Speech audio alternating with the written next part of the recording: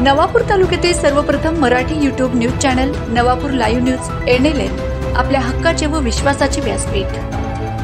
तळोदा तालुक्यातील दलेरपूर शिवारात कापसाची वेचणी करणाऱ्या मजुरांवर बिबट्याने हल्ला केल्याची घटना समोर आली आहे। या घटनेत एक 11 वर्षीय बालकाचा मृत्यू झालाय।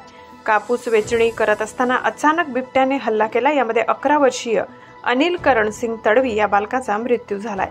जखमी अनिल तडवी यास तळोदा ग्रामीण रुग्णालयात उपचारासाठी घेऊन गेले असता डोक्याला गंभीर दुखापत झाल्याने डॉक्टरांनी त्याला मृत घोषित केले आहे। तळोदा तालुक्यात बिबट्याच्या वार्ता, वावर आणि हल्ले लक्षात घेत शेतकरी आणि मजुरांमध्ये भीतीचे वातावरण आहे। तालुक्यातील वाढत्या बिबट्यांचा वावर रोखण्यासाठी वन विभागाच्या वतीने उपाययोजना करणे गरजेचे आहे। नागरिकांमध्ये भीतीचे वातावरण असून शेतीत कामासाठी मजूर जाण्यास तयार नसल्याने शेतकऱ्यांचेही मोठ्या प्रमाणात नुकसान होत आहे। वन विभागाने या भागातील हिंसक बिबट्यांचा बंदोबस्त करण्यासाठी पिंजरे लावण्याची गरज आहे। संजय वाणी, नवापूर लाईव्ह न्यूज, विसरवाडी। आपल्या हक्काचे व विश्वासाचे व्यासपीठ।